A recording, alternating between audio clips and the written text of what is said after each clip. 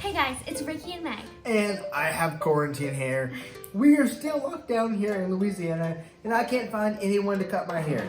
I mean, I could get my sister to do it, but yeah, no. So we decided to cut expenses by going down to one car, which involved selling two cars and buying a used, reliable one. But in that process, we saved over $5,000. And by the end of this video, you can cut that expense of a car and still enjoy your life. It will be difficult, but we did it. Let's talk.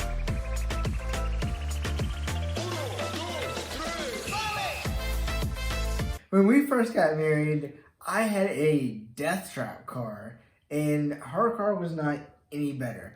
I had recently bought a 2011 Nissan Sentra with a little under 100,000 miles on it. It was my first time buying a car, and I kind of got fleeced by the dealership because there was a hole where my foot would go into the accelerator.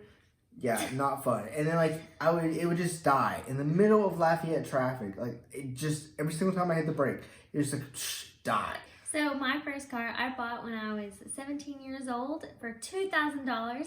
It was a Chevy Equinox 2006, and it did the job. It got me from point A to point B. I had it through all of my college experience, and so it started smoking and such things, and it got me from point A to point B, but from point A to point B was very hot.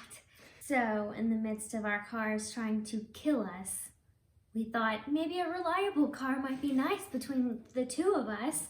So, we decided to have that conversation. New car, old car, which one was better? We ended up deciding on a used car so that the cost would be lower, but still reliable. So, older than both of ours, but still an affordable price. So we limited ourselves, so we wanted our monthly note to be about $250. So we started trying to save up money as fast as possible, and we were able to save $4,000 in 3 months. Now that wasn't easy, okay? Eating expensive. Eating organic is expensive. Very expensive. Have you ever tried to buy organic carrots? Yeah, no. So basically, we decided we saved up $4,000 in 3 months. Not eating the best, but we did it. We didn't go out to eat. We didn't go spend money on extravagant things that we really did not need anyway. And we worked together and kept each other in check for not spending money. So then we decided we had the money in the bank for a $4,000 down payment. Let's hit the road. So we hit the road down to Baton Rouge, Louisiana, and we pulled up to the Honda dealership. Wait. Okay, so when we pulled up, we were dripping sweat because we drove down in my Chevy Equinox that was literally smoking as we were driving down. Was it smart to do that? No. But as it was smoking, I turned my heat on to take it from my car engine to us, so that we could make it all the way down there. He was in a suit, actually. You were in a suit. I was in a suit. Oh, jeez. Yes, that suit is, I threw the suit away. All right, so I just start prepping Megan. I'm like, hey, these car salesmen, they will get you. You show your emotion on your face. I know how this is going to go down. Do not act. Do not sniff. Do not even glimpse at a car. Do not let them get the aura that you love a car. Well, yeah, that didn't last long. The second car we looked at, yeah, no game face. Yeah, I had game face. There was no game face, guys. The second car we looked at, I see the look in her eyes. The salesman meets eyes with me, and he sees, and I'm like, oh no. He's like, oh yes. I am not an impulsive buyer, sir. Absolutely you are. And he looked at the sunroof, and I was like, don't do it, man. And he tells her, hey, look at the sunroof. And it was over, okay? It was over. So I tried to hardball the negotiation, and look, no. Because I was going to sell her car still before. And I was like, look, I'm going to get $1,500 for this car, so you have to match it. Well, he did match it. We drove away. Not upset with that. In a brand new used car. We did. I did check with my financial mentor and made sure that he approved of the deal, so still do that. But we did end up driving away in a new 2013 Honda CRV. New to us. That was within our budget. Here we are with a reliable car with a loan and an unreliable car with a loan. So we were looking at it and we're like, we have all this debt, student loan debt, his car, now my newer car, and we had some credit cards. Were we wise with all that? No. So we were like, how can we save more money? How can we start paying off this debt? So we contemplated going down to one car, the reliable car. So we made this decision because we started looking at the numbers, and I still owed about $1,800 on my 2011 Nissan Sentra. And we were paying about $174 just on the car loan, another $260 on car insurance. Insane. We were like, okay, this isn't going to work. We're paying well over $400, close to $450 a month just on that. So let's not do that anymore. On an unreliable car. Death rattle. I got closer to God every single time I was in the car. We were taking that money and throwing it away. Just tossing it away. Because I wasn't even really driving it. And I wouldn't let her drive it, because I love her. We did it, okay? We did it. We pulled the trigger. We pulled the trigger and went to a local dealership, and he gave me $2,000 for the car, so I was able to pay off the car and walk away with $200. Check, one piece of debt gone. So the reason why you're probably watching this video is because you want to know, is it worth it? Is going down to one car worth it? So in our experience, it was a big inconvenience. It was pretty rough at first. I'll be honest. We went cold turkey. We thought about it and then we did it. We didn't, spend a week trying to practice it. We didn't do a month of it in that manner. So it was rough at first, to be honest, but we got onto a schedule. So I do work night shift, so he would drop me off and pick me up in the mornings, and then I would sleep during the day, and then we would do our evening routine together at night. And then we had church and social gatherings and grocery shopping. It all had to be planned. We had to coordinate our schedules so much. And that communication between us two was new.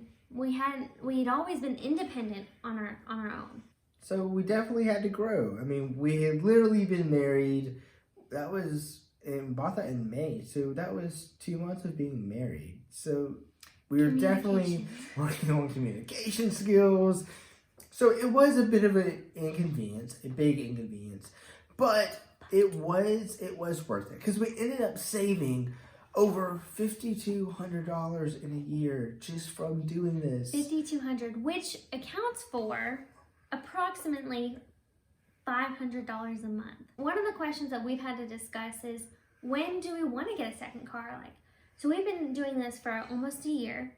Actually, May, it is a year. So good job. Click the like button if you are glad that we have survived a year of one car. No, really, smash the like button. Right now, we have managed our schedules and we are working well together with the one car. So at the moment, we don't need a second car.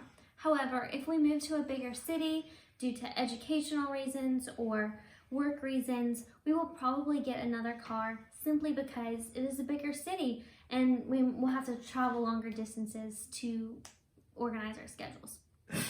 So the fun part, what did we do with the $5,200? We decided to do as our original plan and pay off debt. Paid off a couple of credit cards, boom.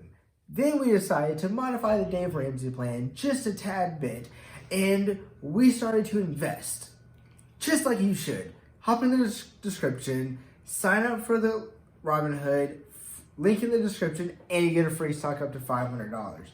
Go check it out. So we put in almost $1,000 into the stock market whenever this recession happened. But it is growing, thankfully. And we will talk about investing in another video.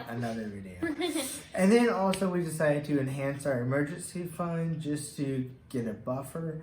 You never know when you're going to be in a global pandemic. And also with the extra money, we were actually able to take a cruise In October. like right before the world shut down. Yeah, but we did not get the coronavirus on this cruise. Thank God. So this ultimate question, is going down to one car worth it for you? So you'll have to look at your car and say, is it dying? Is it dying on you? Is your life at risk?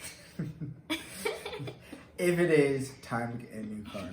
There are several factors to consider when getting a new car. It's a very tedious process sometimes, especially when you're trying to deal like warranty people like Harry.